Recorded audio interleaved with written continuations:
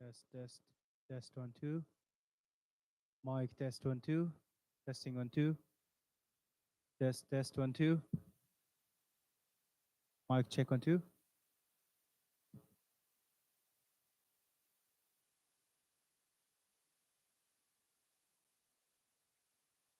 Check 1, 2. Mic check 1, 2. Testing 1, 2.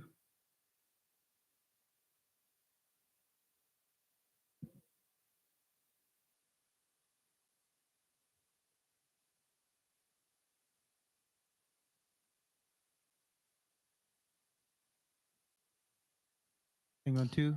Testing 1, 2. Mic check 1, 2. Checking 1, 2. All right.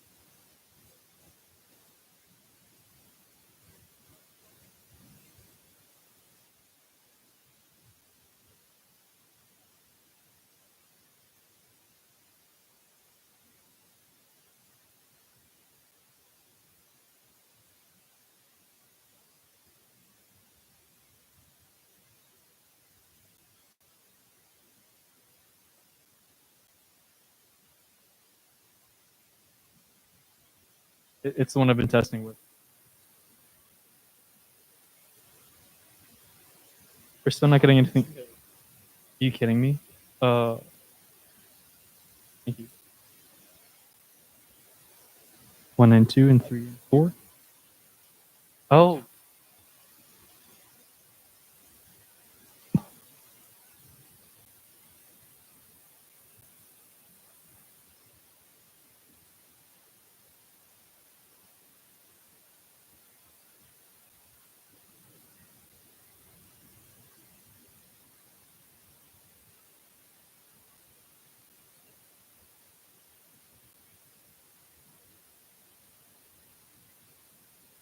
Mic 7, mic 7, 1, 2, 1, 2.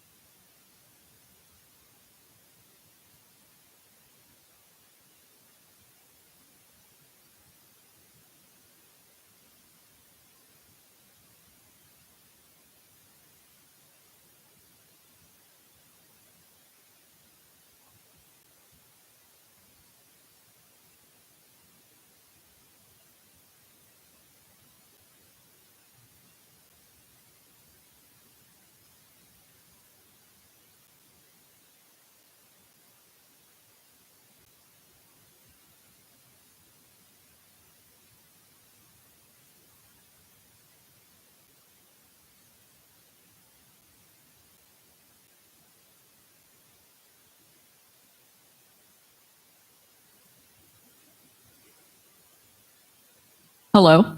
Oh, hi everyone. We're gonna get started in around 10 minutes. So if you're already in here and you're interested in food and you haven't gotten it, please take that opportunity to do so now. And yeah, for those of you who are watching online who may have just joined, once again, it'll be just about 10 minutes and then we'll go ahead and get started.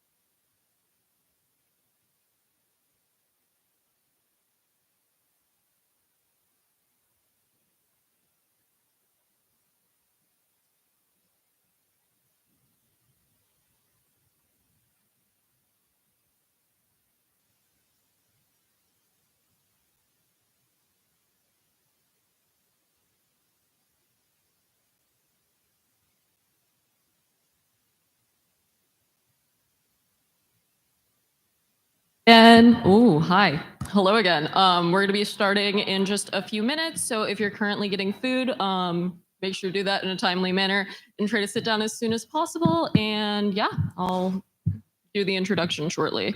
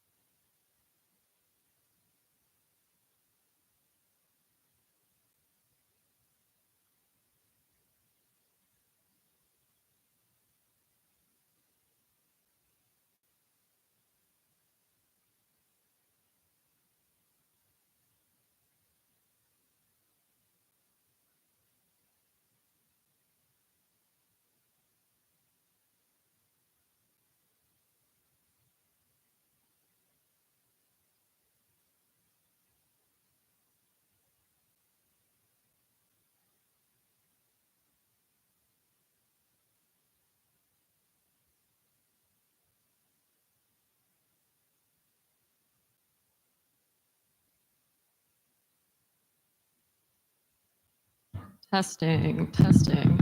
Okay, hello everyone. Thank you so much for coming out. If you're still getting food, obviously, like, go ahead. Don't let me stop you. But please make your way to your seats afterwards. And yeah, we're gonna go ahead and get this thing started. So good evening, student body. My name is Grace Myers. I'm your supervisor of elections, and I am the branch head for the Election Commission. Our team has worked very hard for this event and has greatly looked forward to it. So thank you so much for coming out today. Before we begin, I would like to inform you of some important election-related dates. So in addition to this event, the Election Commission will be hosting a candidate forum. That's basically the presidential ticket will also be there, but it's also for Senate candidates. I definitely recommend, as it is a great opportunity to speak to those potential candidates with like being able to, have it conversationally. So definitely go to that to get the info from the horse's mouth. This is especially going to be important for College of Sciences, College of Medicine, and College of Engineering and Computer Science. Those colleges' Senate races are competitive, meaning there will be more candidates on the ballot than there are available seats. However, write-in candidates may run, so any college could become competitive theoretically. The expo will begin same time, same place as this, but for those of you who are online, it's going to be the Cape Florida Ballroom on the 3rd floor of the Student Union at 6 p.m. on March 5th. And we'll have light refreshments provided as well. Additionally, voting will run from March 11th to March 13th, and the Election Commission encourages you to saddle up and vote before the 13th at 5 p.m. when that voting closes. And mosey on down to the election tent between 9 a.m. and 5 p.m. for fun activities and exclusive election merchandise. So more formal information, so how this debate will run.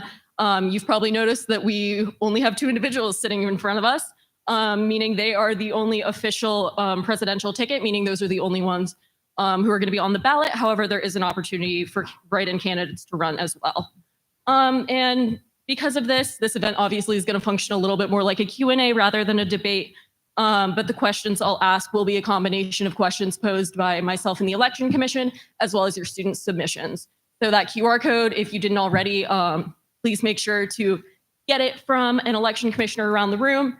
And that will be for attendance, just to get numbers for future in planning events like this, as well as that space for you to submit your questions. And you, if you're interested, you may submit multiple questions, but please make sure you only hit that attendance button once. Thank you. And I also would like to remind you that this is a professional event, so please hold clapping until the end and step out if you need to take a call. This is being live streamed on YouTube, so keep that in mind. And also with that, please silence your cell phones as well. And now we will start off with the first question, if y'all don't mind switching back over. Okay, so to begin, could the 2 of you introduce yourselves and explain your motivation for running for the student government presidential ticket?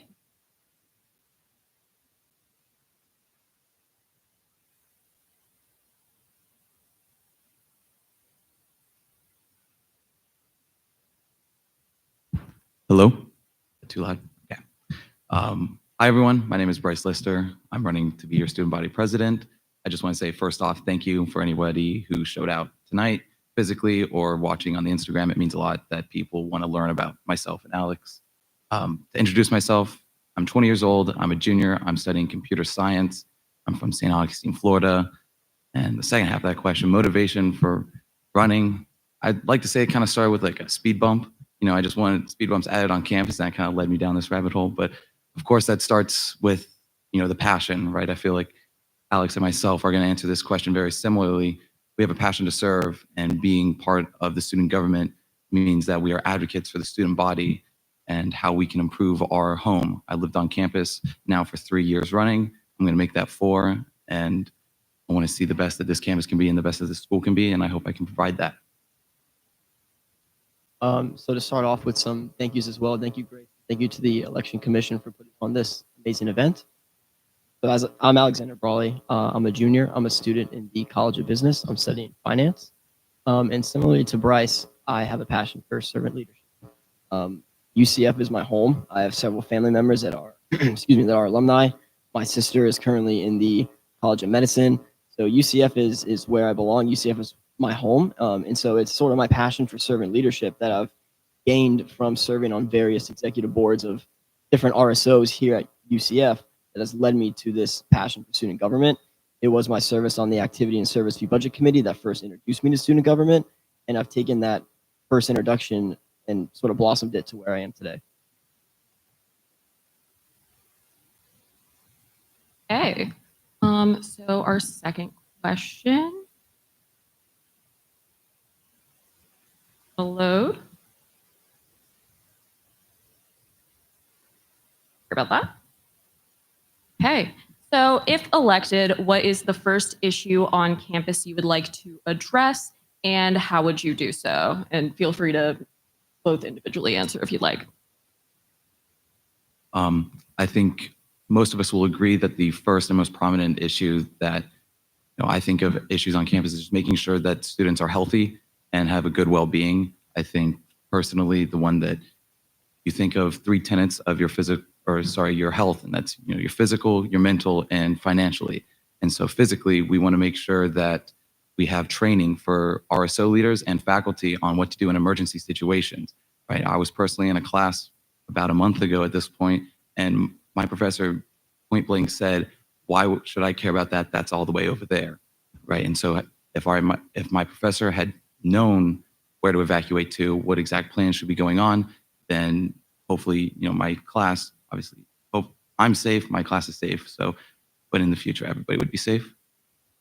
Yeah, to sort of go off of what Bryce was saying, student safety and wellness is something that's very important to our campaign.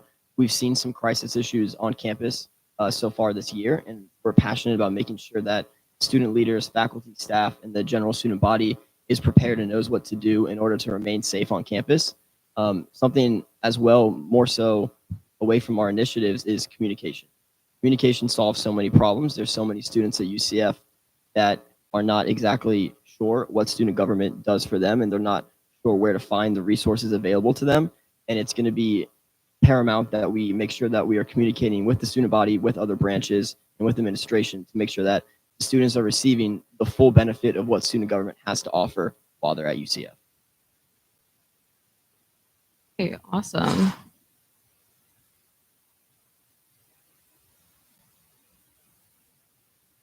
So what would you say for both of you is your greatest strength and also weakness?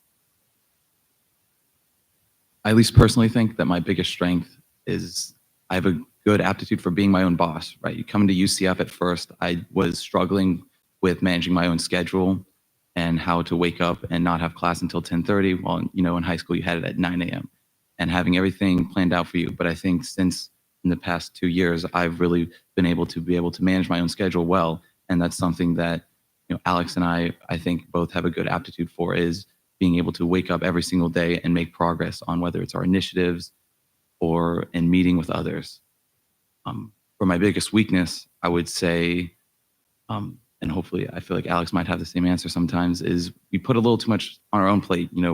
If we think something is out there, we're gonna try and get that goal, but sometimes we need to know, and this comes down to grounding ourselves, right, with our executive cabinet and SGLC and other members on campus to be able to delegate tasks. And that's something that I'm going to work on in the future. And I hope, our cabinet helps us with that.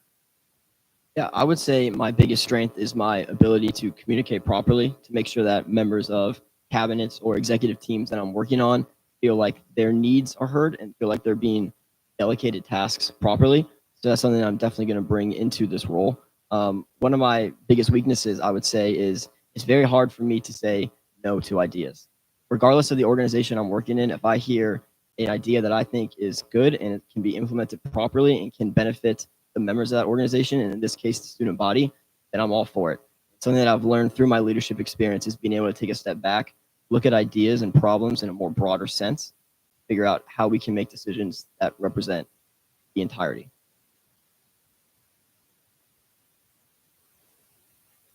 So I know you guys kind of already touched on it, but the students did want me to ask, how have you previously been involved in student government? And then if not at all, how will you overcome those potential barriers that may come with not having that experience? So personally, myself, I haven't been involved on student government at all, but that's why I lean on him, why I lean on Alex. And overcoming these barriers is where we come down to communication.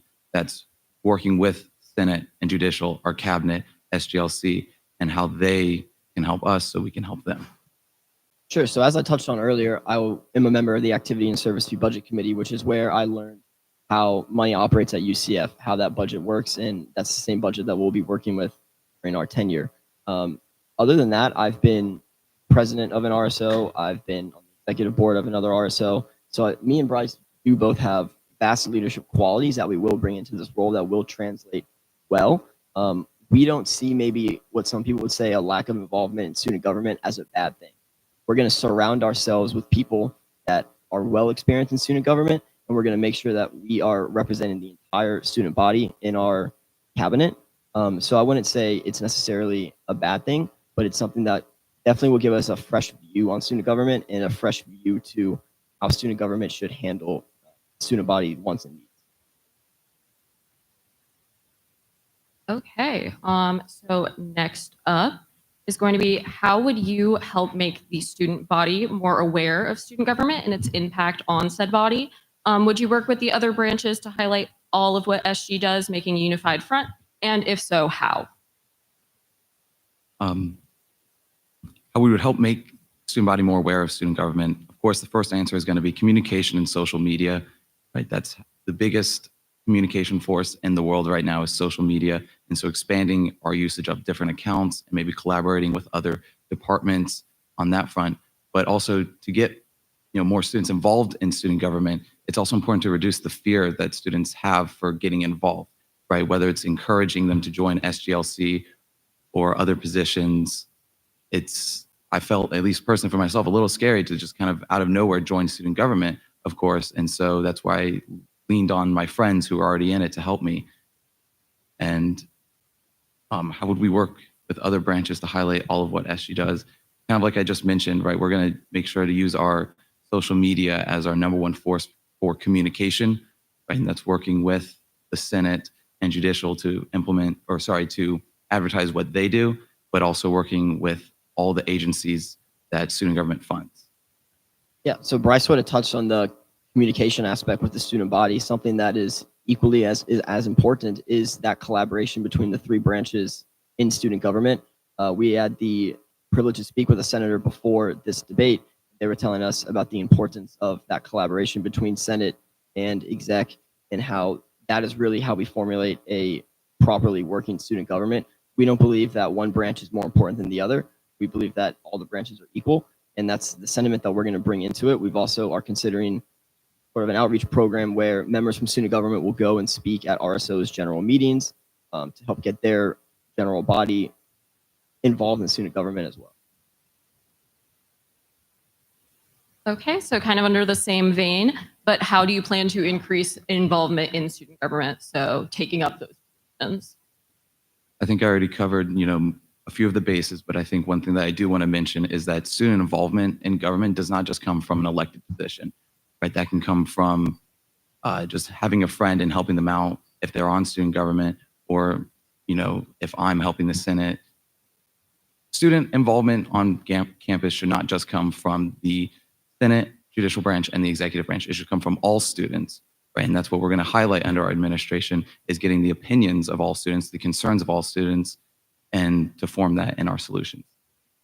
It starts first with the cabinet, making sure that the student body is aware of when cabinet interviews are going on and when those selection processes begin. We want to fill our cabinet with people from various backgrounds and roles. So that's how we'll first do it. One of the things that we want to focus on is meeting with 100 organizations in the first 100 days of our administration. So that will allow us to meet with students who otherwise might not have heard of student government, might not know how they can get involved. So being out on the grounds, reaching with students is how we're going to promote student government and make sure that more students get involved.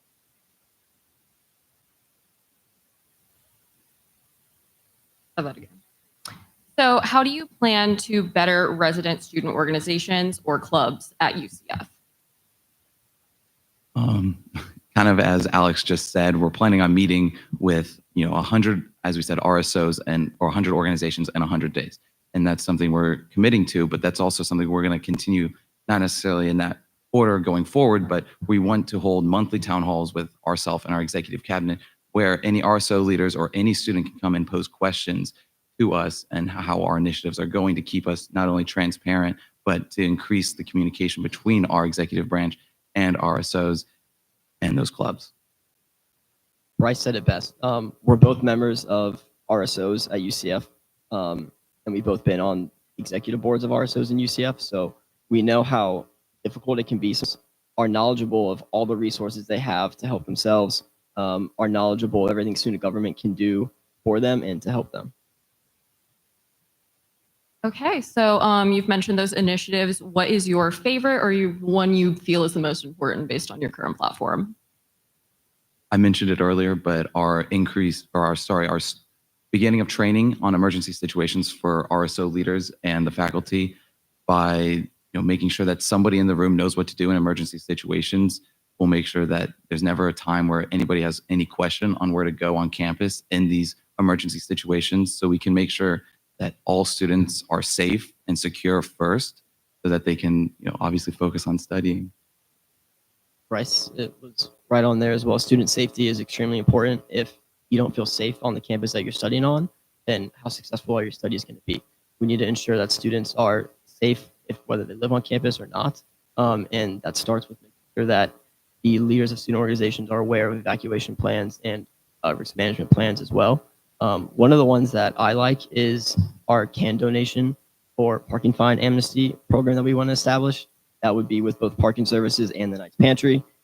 This is something we want to set up. If you were to receive a parking ticket, you'd be able to donate a certain amount of cans to the Knights Pantry to have your parking fine waived for up to $50. Okay, so how do you plan to ensure that all student government communications and events are accessible to the entire student body, including students who are members of minority groups or who may have disabilities? So this comes down to obviously finding those who are, and that comes down to the accessibility focus group that was started, and especially the disability caucus that's in the Senate right now. We'll hear their concerns about any events that might be going on so we can better adapt to them and make sure all students feel welcome at our events. Yes, the caucus is really the big thing there, working with them, making sure that our events are planned properly to be accessible. Some of our initiatives surround having golf cart reservations for ADA students so that they're comfortable moving throughout campus. So we do have a lot of great initiatives that we're going to focus on making sure events are accessible. Another one that we want to work on is accessibility maps on campus, updating those maps to make sure that people with disabilities are able to utilize them properly, so they can move around campus as they need to. Do you plan to continue commemorative events like the recent Marjorie Stoneman Douglas Vigil? And if so, how do you plan to continue and or improve them? Of course, right? These events are important to students, especially from those communities that are affected. I had a friend who was at Marjorie Stoneman Douglas during the shooting, and so I know she was happy that this event happened. So of course, these are going to continue. I went to the past few, and this year it was in the student union and right by the seal. And I think at least to improve that one, there might have been some music that was a little overbearing for the speakers. So I think that's at least one way to improve them. But yeah, we both had the honor of going to that commemorative event this year. So those types of events are extremely important in making sure that the students feel heard and that they feel represented, and that we don't forget things like that, because we never should and we never will. So we do plan on continuing those and improving them by reaching out to students and hearing their feedback on how they felt the commemorative event. Okay, so how will you ensure that you are representing the entire UCF student body on the issues that are most important to them, especially diversity, equity, and inclusion related initiatives? So once again, we're going to mention the caucuses in the Senate, right? Those are groups that we need to talk to day 1 through 30, right? In the first 30 days of our office, we're going to be speaking with members of caucuses and other diverse organizations on campus to see how we can support them. That's most important, to hear it from the source on how we can support them. Yeah, again, it starts with our cabinet, making sure that we're surrounding ourselves with a diverse group of individuals, whether that be background or experiences to make sure that all students feel represented in our cabinet. And then, as Bryce said, 100 organizations in 100 days, meeting with those culturally based organizations, hearing what they have to say, what's working for them, what's not working for them, how we can make them feel more representative. It's going to completely all be about communication and then acting on those lines of communication. How do you plan to improve sustainability on all UCF campuses? So first of all, one of the big things that we will be overtaking is we will be the first presidential administration that's completely in the Big 12 for the entire year. And so we hope to create a competition, as similar in the past we've had with USF, on recycling and recycling goods. We'll hope to continue that forward with another university in the Big 12. That's one thing that we're going to have to look into after the election, hopefully. But I think University of Houston would be a good place, full space game. And so they would be a good partner for a recycling program. Yeah, another initiative for that sustainability is energy consumption competitions between dormitories. So seeing if Lake Claire students can have less energy consumption than ours. Just making sustainability more fun and interesting to the student body, so that more people are aware of those initiatives and want to help make an impact, ensuring that there's recycling bins and trash cans all across campus, making sure that students are able to discard their waste properly. And also working with the Arboretum and the RWC, making in their outdoor parks, making sure that we have maybe student government hosted cleanups. Hey, do you have any initiatives in place to advocate for the military student community? If not, what steps will you take to advocate for them? No, currently right now we do not. And once again, that's where will communicate with the military caucus and Senate to hear about military and veteran students who are currently either taking classes. And so how we can help them and what resources we can provide them. And then additionally, as we keep mentioning communication of the resources that are available to all students, and especially a few of those would be very beneficial to military and veteran students. Yeah, making sure that military and veteran students are aware of all the resources that UCF has for them, whether it be different scholarships that are available to that demographic of students, or whether it be different CAP services, just making sure that they're aware of everything that UCF has to offer, and working with the caucus to ensure that we're ensure that we're hosting commemorative events, to make sure they still feel represented. So this one was a student question. How do y'all feel about being the only ticket on the ballot? Honestly, I think that it puts a little bit more weight on our shoulders in some way. So it makes us feel a little more stressed in a way, or at least me personally. But it makes, I guess that's the way I'd put it, is I feel like it's a lot of trust that's being placed in us, and it's on us to act on that trust so that we can improve the student body for everybody. Well, it sort of showed us an avenue that we need to work on, which is the student body's knowledge of student government. We're a massive university. We need to continue to have the student body involved in student government. We need to make sure that the student body is aware of everything that student government does, because hopefully we see more than one ticket on the ballot next year and in many years to come, because the more tickets, the better. That means more people that want to get involved in student government, and that's something that I think everybody can agree. Okay. How will you involve the UCF auxiliary campuses more in events and outreach? So I've heard one of the big complaints, at least for events on these auxiliary campuses, is transportation on tailgate or game days, right? And so that's something that we want to work with Parking and Transportation Services and our safety and transportation coordinator to improve these buses that take students from these auxiliary campuses at Lake Nona, Rosen, and downtown, bring them to the campus, and that they can get back to their those other campuses, the auxiliary campuses, in time and safely. And that's very important to us because we want to create a culture at UCF where we show up for those game days and we have a good time all together as UCF students, not just main campus students. Something we also want to improve upon is study rooms and study area reservations in those campuses for those students, making sure that they're able to advance in their academics as best as possible, and that they have those areas to study and do homework. And it also comes back to communication, making sure that we're meeting with their leaders, going to those campuses, understanding their problems, and then creating action plans to fix whatever we need. How will you work with your cabinet to ensure everyone involved is working in an efficient and effective way to support the entire student body?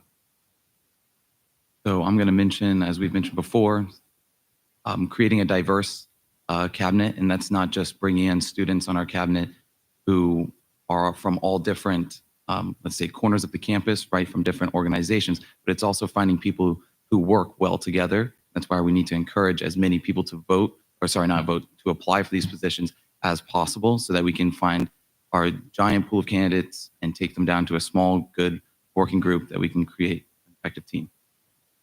Bryce and I both have experience leading and serving on cabinets in those types of areas before we came into student government. So we will have those skills going into it. Something that we both agree on is we need to be approachable leaders.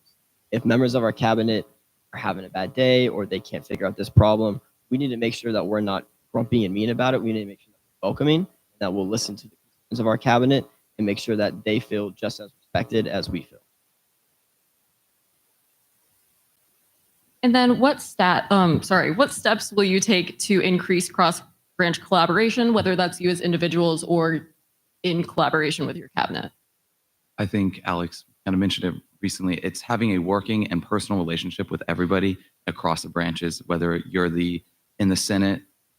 I'm personally, like I said, I'm computer science, whether you're in a different college and you're a senator representing a different college, that doesn't matter. I'm going to meet with you. I'm going to hear your concerns. I'm going to sit down and listen to you. Same thing for the judicial branch. I'm going to sit down. I'm going to meet with you.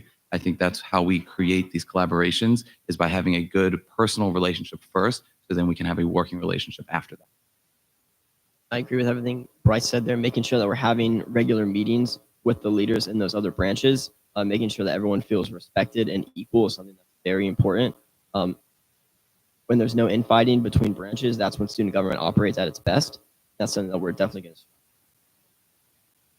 Okay, so a little callback, but with the weaknesses that you guys both mentioned, how will you reassure us that it won't be too much on your plate and you'll be able to manage? Once again, this comes down to delegation of tasks. We have something that at least Alex and I felt that, like he's mentioned before, we've served on either executive boards for RSOs, other RSOs, that was usually a much smaller organization than student government.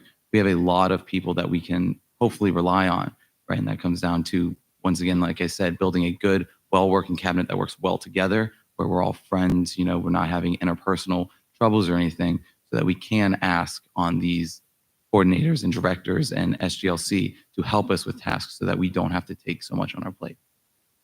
And during the year of our term, other than my academics, this will be my premier commitment. This will be my only focus besides my academics. So that's an assurance that I can give you all, as well as having too much on your plate. We both have served several executive boards at the same time. So we know what stress management is like. We know what time management is like. We know what people management is like. So just those skills and this being our main commitment, what we can give you. And then this is something I personally don't know about, but a student is asking, so I don't know if y'all are aware either, but what are your thoughts on the renovation of the 4th floor of the library and the removal of books? If that is still in the works, would you do anything to combat that change or weigh in? Mm-hmm. So as Grace said, I have walked past during the library and I've seen what's going on the 4th floor, but I wasn't aware of the removal of books. I'm assuming that's physical books. I do believe that books are an important medium for how our species communicates and also gets ideas out. I would ask whoever submitted this to actually reach out to us and let us know what your concerns are. We have our Instagram, you have our website, and especially after we're elected, please let us know what your concerns are so that we can help you. The renovation of the 4th floor is definitely something that's going to affect the amount of space on campus that students have to study. So we want to sort of look into avenues that we can increase the spaces that can be used to study. We were talking of working with student safety in allowing students to reserve classrooms, whether in classroom buildings, for study sessions over the weekend. Some of these classrooms are already open and you can in. So the ability to reserve them and make it safe and even more accessible is something that we can work on to make sure that the area on campus to study is not too badly affected.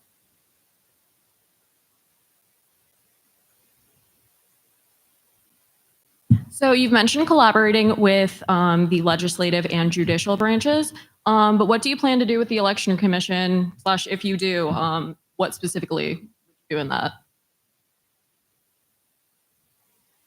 I think this is something, working with the election commission is very important for us to create, elections that are very, let's see, broadly known to the student body. It's important that we have, like mentioned before, we are the only ticket here. And so it's important that every student knows that the elections for either Senate or executive branch and judicial are going on, so we can effectively fill these positions.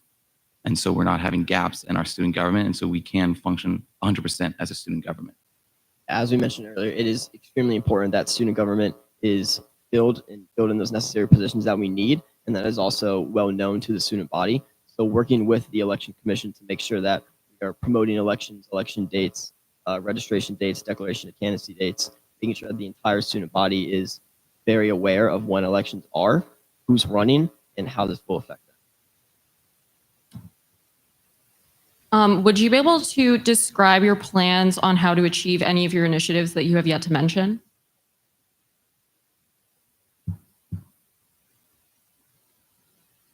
Oh, I'm That you sorry. haven't I'm gonna, yeah.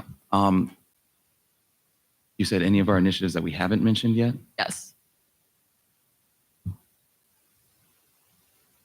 Well, one of them that we haven't mentioned yet that we're working on to increase student involvement in athletic events is the ability for different RSOs and organizations to reserve sections of the student section, whether it be in baseball games or football games, to increase RSO presence and then overall student involvement in those games. So we will work with athletics, making sure that we are increasing the student involvement during those games. And kind of continue on what I had mentioned earlier about student health and especially financially health. It's important that students are able to focus on their studies. And as we mentioned with the parking can donation, so students don't know where their next meal is coming from. Additionally, we're looking into starting a new initiative for finding textbooks for students who can't afford them currently. And then those textbooks would then be donated back to the university after that student is finished working with them. And then additionally, looking at finding resources and money to allocate towards graduate students who are looking to take their, let's say, MCAT, LSAT, or other post or graduate school entrance exams so that they can focus on studying for those exams and not paying for them. So what you kind of mentioned it already, but anything that you haven't already touched on, what will your cabinet selection process look like? Our cabinet selection process will start with the application and then the proposals of any candidates. We're going to look for, individuals with different talents, temperaments, and skills, right? That's what we're looking for primarily. We're here to serve the entire student body, not just to select you. And so we have to encourage everybody, like I said, to apply for these positions before. If we don't have you apply, we can't choose you. So that's what it's going to first look like. Yeah, making sure that everyone has a fair shot, making sure that everyone's resume and that their interviews, they feel heard and respected in. We want to fill our cabinet with people both that have already been in student government, people that haven't, people from diverse backgrounds.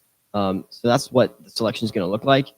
In those interviews, asking and seeing how their initiatives align with ours, and then also making sure that they have some unique initiatives that they want to pursue as well. Can you please describe specific accomplishments from prior leadership experiences that you've had, and how that shows that you will be able to handle conflict and proactively plan? Of course.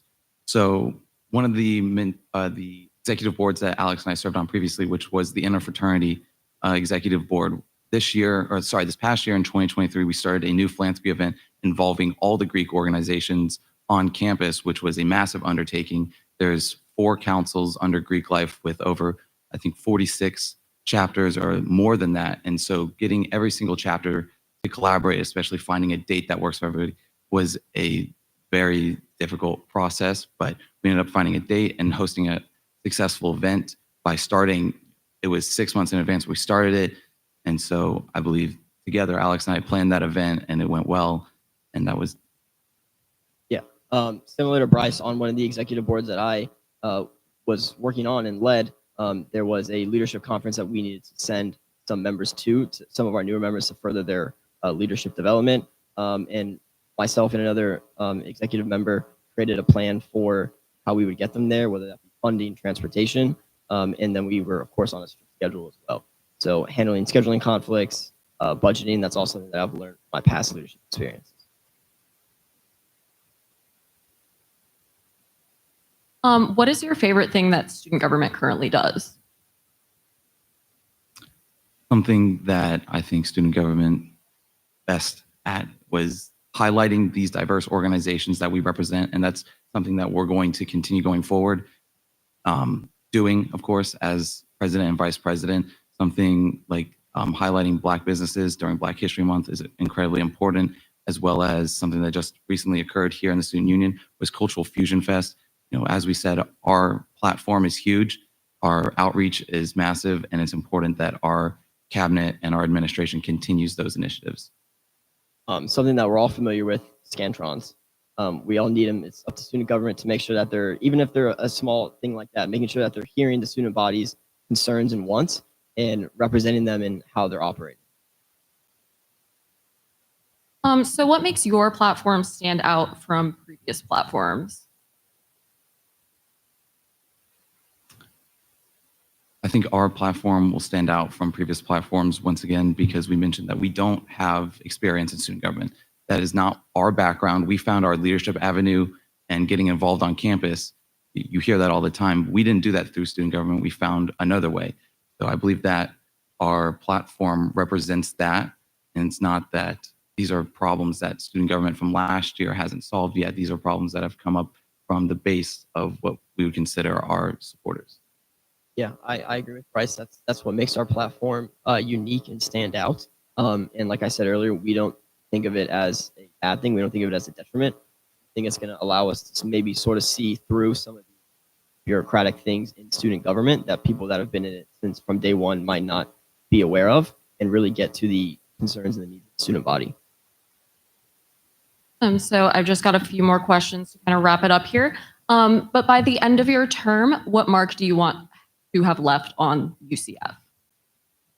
So by the end of our term, that'll be in May of 2025. I think the biggest thing is setting up our university for success in the Big 12. And this is something that we've talked about a lot with, or previously, is that we are the first, this is the first year that our university is fully in the Big 12, and that's the entirety that our administration will take. And that's us competing with 11 of the other best schools in the nation. And so I hope by the end of our term, the mark that we leave is that there is no doubt who is the best university in the Big 12. Yeah, as Bryce said, we want to make sure that our university is put in a place where they can achieve even higher heights.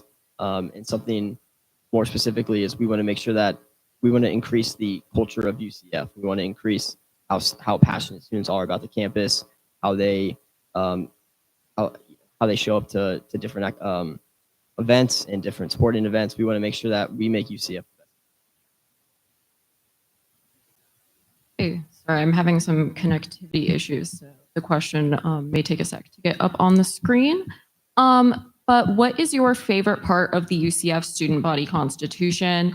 How will you ensure that you will continue those values that are in there in your term? Yeah, well, the way the Constitution outlines how elections occur is very important. It's extremely important that the university student government has these elections that are well planned and thought out. That's how we continue to have a great student government. I'm going to continue on with what Alex said. Elections are what, and student government is what that makes UCF the great university that we have today. And if it wasn't for the previous administrations before us and the students that helped them in their goals and everything, we wouldn't have the university we have today. And so it's important that we continue to refine our election title, and then we can continue a legacy of success. And then this is going to be our final question for tonight. Do you have, I guess it's not really a question, but do you have any final messages to share with the student body here today? There's only one date that's going to be on my mind, honestly, for about the next 2 weeks, and that's March 11th. It's 8 a.m. start of voting on My UCF. I think that's really where it would be my final message, is that no matter what, even though we are the only ticket for presidential, especially with the Senate elections, that it's important that you find, for whatever your college is, a senator that you believe in, and for the ones that are competitive, and to go vote and get involved on campus.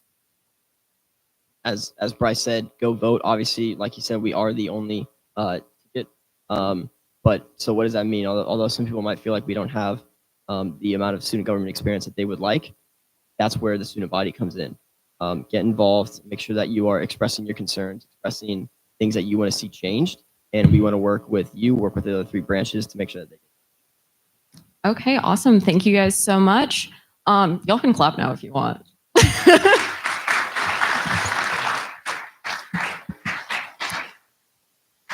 So once again, I'm just going to hit y'all with some reminders because I know some people came in kind of throughout. Also, if you did come in late and you were interested in watching the entirety of the debate, the student government YouTube account will have this uploaded so you can backtrack if you're interested in reviewing it or looking over it. So yeah, once again, the Election Commission and I thank you for attending, whether you were in person or online. And just for the reminder for some dates, the candidate forum is also going to be here in the Cape Florida Ballroom on the 3rd floor of the Student Union on March 5th. It'll also begin at 6.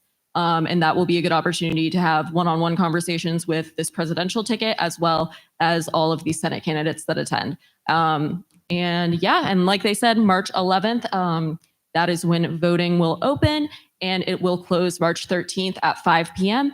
And that election results will be announced in the atrium, the ground floor of the Student Union, around 7 p.m. on the 13th. So yeah, and then if y'all have any questions about anything, please feel free to reach out to me via email. It's sga_ec@ucf.edu. And yeah, like I said earlier, there is an opportunity to run as write-in candidates for any position if you're interested. So there's an application for that on the Night Connect for the Election Commission. So yeah, thank you guys once again so much for coming. This was a great event.